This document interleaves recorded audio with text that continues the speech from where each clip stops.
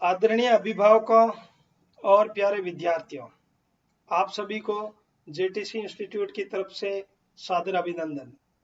प्यारे दोस्तों, कोरोना रूपी महामारी ने हम सभी को हिला के रख दिया है, जिससे शिक्षा का क्षेत्र तो बहुत अधिक प्रभावित हुआ है।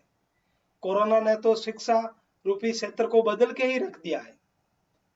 कोरोना ने यहाँ तक कि शिक्षा के संपूर्ण जगत को हिला के रख दिया है।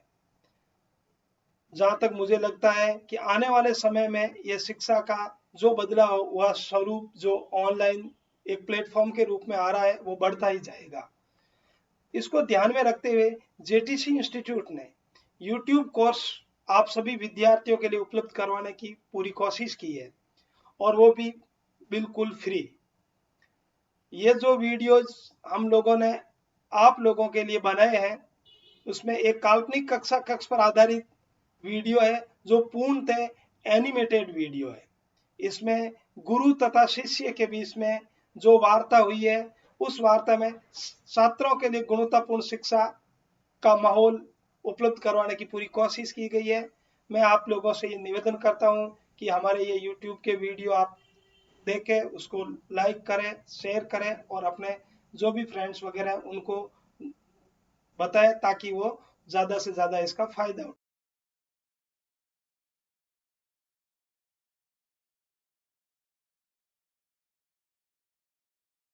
अरे रोहित, आज स्कूल कैसा रहा? पिताजी, आज बहुत मजा आया। और तुम्हारा खेल कैसा रहा? मजेदार। मुझे खेल में दूसरा स्थान मिला। बहुत बढ़िया। धन्यवाद पिताजी।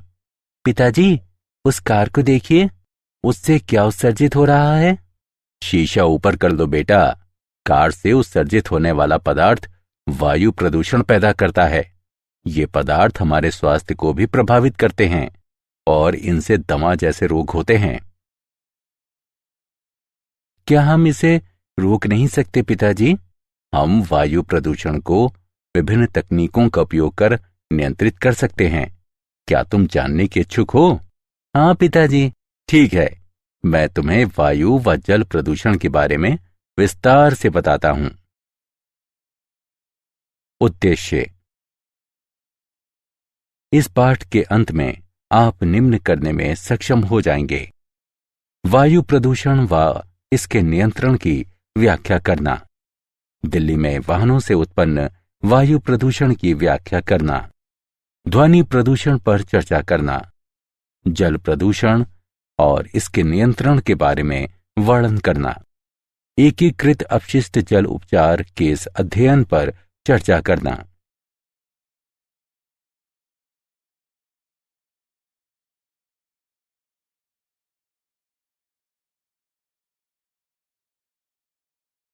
वायु प्रदूषण एवं इसका नियंत्रण। वायु, जल या मृदा का जीवों के लिए हानिकारक पदार्थों द्वारा संदूषण प्रदूषण कहलाता है। वैसे अपशिष्ट पदार्थ या वस्तु जो वायु, मृदा या जल को संदूषित करते हैं, प्रदूषक कहे जाते हैं। वायुमंडल का गैसों, द्रवों या ठोस अपशिष्टों के द्वारा दूषण जो मानव, पौधों व जानवरों के स्वास्थ्य को प्रभावित करते हैं, वायु प्रदूषण के रूप में परिभाषित किया जाता है।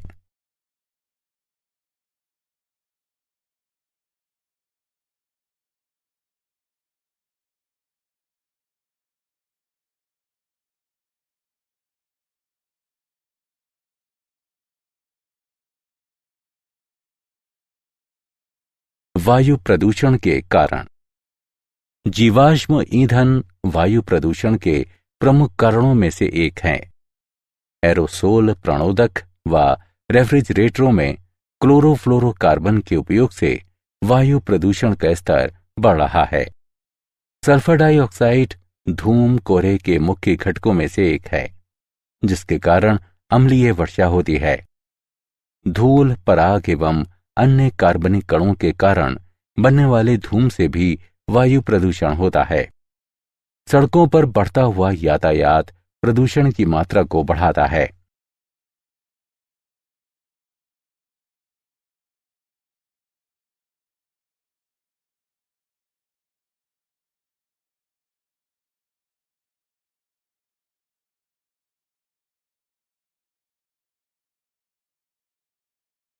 वायु प्रदूषण की नियंत्रण विधियां।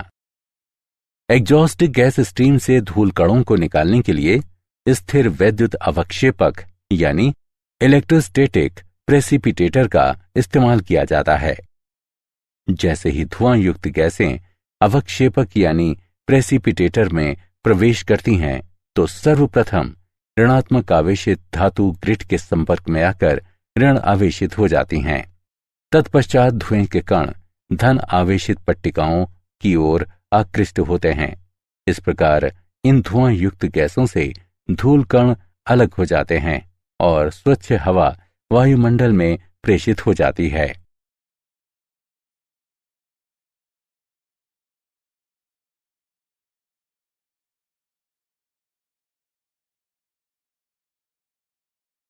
मार्जक स्क्रबर।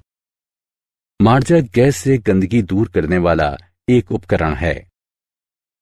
वायु प्रवाह में उच्च दाब पर नोजल के द्वारा रासायनिक पदार्थ युक्त जल का छिड़काव किया जाता है।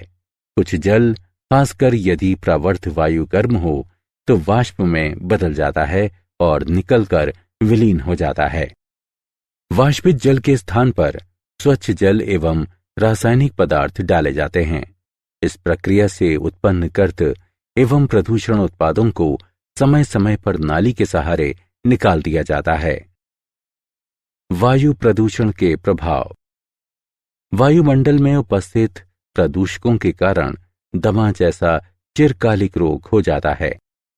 इससे फेफड़ों का कैंसर होता है। इससे चिरकालिक फुफ्फुस अवरोधी रोग यानी श्वासावरोधी रोग यानी ऑब्स्ट्रक्टिव पल्मोनरी डिसीज हो सकती है। ओजोन गैस के संपर्क में आने से हमारी आंखों में जलन एवं खुजलाहट उत्पन्न होती है। कार्बन मोनोऑक्साइड गैस हीमोग्लोबिन से अभिक्रिया करके खून में प्रवाहित हो रही ऑक्सीजन की मात्रा को कम कर देती है। दिल्ली में वाहन जन्य वायु प्रदूषण पर नियंत्रण केस अध्ययन। दिल्ली का विभिन्न क्षेत्रों, उद्योग, परिवहन एवं आवास में विकास हुआ है, जिसके फलस्वरूप वायु प्रदूषण में वृद्धि हुई है। इससे स्वास्थ्य के खतरों में वृद्धि होती है, जो श्वास रोगों में हुई वृद्धि में स्पष्ट दिखाई देते हैं। पिछले 8 वर्षों में दिल्ली में वायु प्रदूषण के स्तर में 5 गुना वृद्धि हुई है।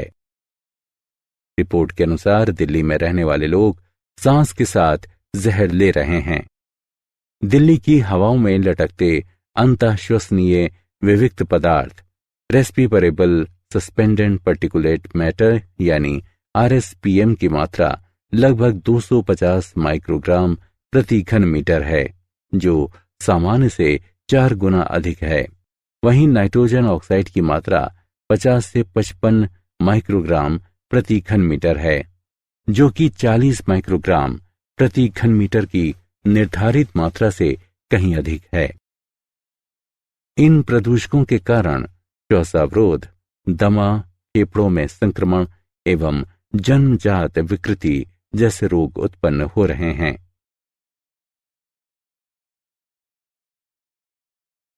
वायु प्रदूषण निरोध एवं नियंत्रण अधिनियम 1981। वायु प्रदूषण निरोध एवं नियंत्रण अधिनियम सन 1981 में संसद द्वारा पारित किया गया, जिसका मुख्य उद्देश्य वायु प्रदूषण की रोकथाम, नियंत्रण एवं उपशमन है। वायु प्रदूषण निरोध एवं नियंत्रण अधिनियम के मुख्य प्रावधान इस प्रकार हैं। किसी भी वायु प्रदूषण नियंत्रण क्षेत्र में औद्योगिक संयंत्र चलाने वाला कोई भी व्यक्ति राज्य बोर्ड द्वारा निर्धारित मापदंडों की सीमा से अधिक वायु प्रदूषण के उत्सर्जन का निपटान नहीं करेगा, न ही उत्सर्जन करेगा और न ही निपटान की अनुमति देगा। राज्य बोर्ड भी वायु प्रदूषण करने से किसी भी व्यक्ति को रोकने के लिए अदालत का रुख कर सकते हैं। राज्य प्रदूषण नियंत्रण बोर्ड की अनुमति के बगैर कोई व्यक्ति किसी भी औद्योगिक संयंत्र की स्थापना नहीं कर सकता है। अनुमति देने या मना करने के लिए बोर्ड औपचारिकताएं पूरी करेगा। ध्वनि प्रदूषण।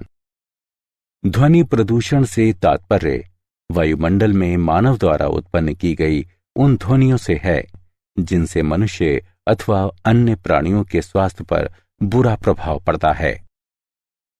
ध्वनि प्रदूषण के प्रमुख स्रोतों में से कुछ इस प्रकार हैं। यातायात। शहरी क्षेत्रों में ध्वनि प्रदूषण का ये मुख्य स्रोत है। सड़कों पर यातायात में दिनादिन वृद्धि हो रही है। Railway station. रेल का इंजन ध्वनि प्रदूषण का एक मुख्य स्रोत है। रेलों की शंटिंग एवं स्विचिंग क्रियाकलापों से ध्वनि प्रदूषण के स्तर में वृद्धि हो रही है। ध्वनि प्रदूषण के स्रोत। औद्योगिक स्रोत। किसी उद्योग में प्रयुक्त मशीनें ध्वनि प्रदूषण का एक बहुत बड़ा स्रोत हैं। क्योंकि पेड़ ध्वनि को समाहित कर लेते हैं, इसलिए ध्वनि को कम करने हेतु उद्योग परिसर में वृक्षारोपण करने की अनुशंसा की जाती है। अन्य स्रोत। बॉयलर, कंप्रेसर, जनरेटर जैसे उपकरण भी कुछ हद तक ध्वनि प्रदूषण के कारक हैं। जल प्रदूषण एवं उस पर नियंत्रण। प्राकृतिक जल स्रोतों में हानिकारक रसायनों के मिल जाने की परिघटना को जल प्रदूषण कहते हैं। जल प्रदूषण के कई स्रोत हैं। नदियों में छोड़ा गया शहरों का जल एवं औद्योगिक अपशिष्ट प्रमुख स्रोत हैं। अपशिष्ट जल के केवल 10% का शोधन किया जाता है। शेष जल जलाशयों में छोड़ दिया जाता है। नदियों में गिरने वाला कृषि अपवाह और खेतों का पानी जल प्रदूषण का एक अन्य कारक है, क्योंकि इसमें रासायनिक और नाशी जीव मारक पदार्थ होते हैं। घरेलू अपजल और औद्योगिक बहिस्रावी पदार्थ। घरों से उपयोग के बाद फेंका हुआ जल घरेलू मल जल कहलाता है। इसे सैनिटरी सीवेज भी कहते हैं। इस मल जल में लंबित पदार्थों के साथ साथ कई प्रकार की घुलनशील गंदी वस्तुएं भी होती हैं। इन गंदी वस्तुओं में जैव पदार्थ तथा पौधों के पोषक पदार्थ होते हैं। भोजन और सब्जी के अपशिष्ट इसके मुख्य जैव पदार्थ हैं और पादप पोषक पदार्थों का मुख्य स्रोत रासायनिक साबुन एवं वॉशिंग पाउडर इत्यादि हैं। घरेलू मलजल का निपटान एक गंभीर समस्या है। जैव रासायनिक ऑक्सीजन की आवश्यकता। सूक्ष्म जीवों द्वारा जैविक पदार्थ के अपघटन के लिए वांछित ऑक्सीजन की मात्रा को बायोकेमिकल ऑक्सीजन डिमांड या जैव रासायनिक ऑक्सीजन आवश्यकता कहते हैं। जैव रासायनिक ऑक्सीजन आवश्यकता की सहायता से उस जैव पदार्थ की मात्रा को मापा जाता है जो मलजल में अपघटित हो सकता है। ये मलजल शोधन संयंत्र के निर्माण का सर्वाधिक महत्वपूर्ण पैरामीटर है। घुलित ऑक्सीजन जल की गुणवत्ता के निर्धारण का एक महत्वपूर्ण कारक है।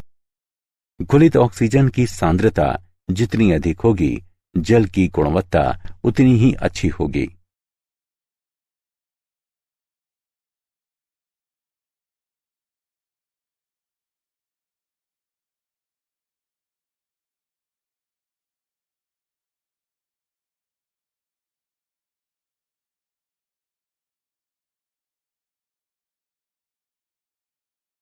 जैव आवर्धन।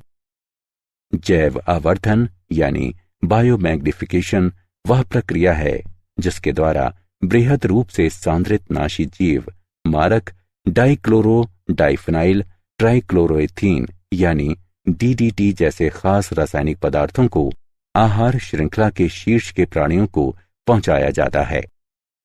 उदाहरण, हर पोषी स्तर पर डीडीटी की सांद्रता में वृद्धि, जैसा कि रेखा लेख यानी डायग्राम में दिखाया गया है।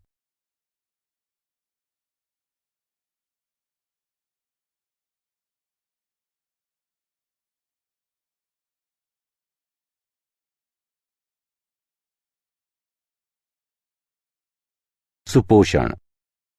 जल के पुष्टिकारक गुणों के संवर्धन की प्रक्रिया जिसके फलस्वरूप अक्सर प्रजाति विविधता बिगड़ जाती है, सुपोषण कहलाती है। जलाशयों में अजैव यौगिकों के मिलने और जैव अपशिष्ट पदार्थों के अपघटन से जल की पौष्टिकता में वृद्धि होती है। इसके फलस्वरूप शैवाल, खासकर नीलाभ हरे शैवाल का विकास तेजी से होता है और ये जल की सतह को पूरी तरह से आच्छादित कर सकता है। शैवाल के इस विकास को शैवाल प्रस्फुटन कहा जाता है। शैवाल का ये प्रस्फुटन जल में अक्सर विषाक्त पदार्थ छोड़ता है और अन्य शैवाल के विकास को रोकता है। विषाक्तता या ऑक्सीजन की कमी से जलीय जीव मर भी सकते हैं।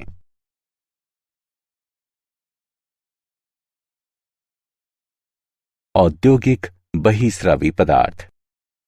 औद्योगिक बहिस्रावी पदार्थ औद्योगिक कार्यों के फलस्वरूप पैदा होने वाला अपजल है। औद्योगिक अपशिष्ट में जैव और अजैव दोनों पदार्थ होते हैं। जैव अपशिष्ट पदार्थों में नाशी जीवों के अवशेष, विलायक एवं साफ सफाई के तरल पदार्थ आते हैं।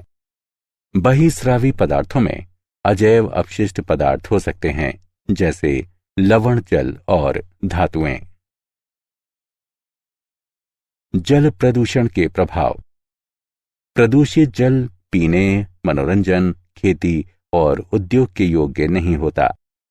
ये झीलों और नदियों की सुंदरता को धूमिल करता है। संदूषित जल से जल जीवन का नाश होता है। उसके जीवों की प्रजनन क्षमता में कमी आती है। ये मानव स्वास्थ्य के लिए भी संकटप्रद है। एकीकृत अपशिष्ट जल उपचार केस अध्ययन। अपशिष्ट जल उपचार एकीकृत ढंग से किया जा सकता है। अब जल के शोधन से पर्यावरणीय प्रतिक्रियाएं होती हैं जो मानव कल्याण के लिए उचित नहीं है। अब जल शोधन के फलस्वरूप खेती के हरियाली वाले क्षेत्रों में सिंचाई, नगर के मनोरंजनार्थ बनी झीलों, गोल्फ के मैदानों आदि के लिए जरूरी पानी में कमी आती है। शब्द ह्यूमेन्योर का अर्थ मानव अपशिष्ट है, जिसका पुनर्चक्रण कृमि खाद निर्माण की विधियों से होता है और जिसका उपयोग बागवानी या खेती के कार्यों में किया जा सकता है।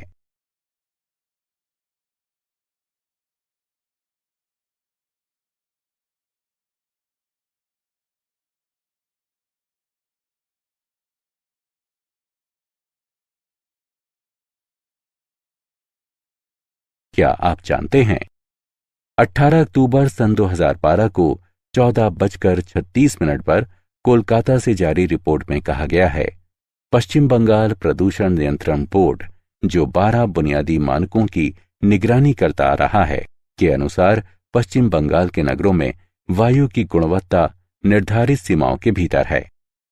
ये मानक अंतःश्वसनीय विविक्त पदार्थ यानी RPM, PM10, PM2.5, nitrogen dioxide, ammonia, carbon dioxide, benzene, ozone, benzopyrene, arsenic, सीसा एवं निकल थे और इनका मापन श्याम बाजार, बेहाला, बैरकपुर और दुर्गापुर के 4 निगरानी केंद्रों पर होता है।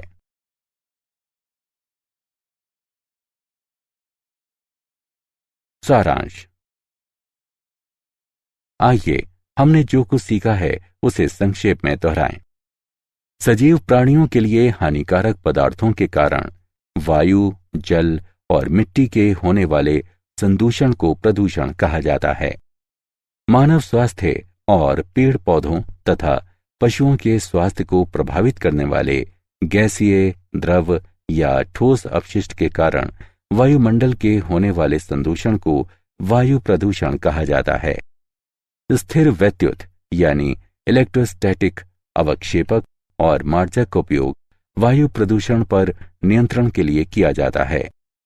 वायु प्रदूषण की रोकथाम, नियंत्रण एवं न्यूनीकरण के उद्देश्य से संसद ने वर्ष 1981 में वायु प्रदूषण निरोध एवं नियंत्रण अधिनियम लागू किया। ध्वनि प्रदूषण का अर्थ वातावरण में मनुष्य द्वारा उत्पन्न ध्वनियों के कारण होने वाला प्रदूषण है, जिसका प्रभाव मानव एवं पशु स्वास्थ्य पर पड़ता है। प्राकृतिक जलाशयों में हानिकारक रासायनिक पदार्थों के मिलने से उत्पन्न प्रदूषण को जल प्रदूषण कहा जाता है।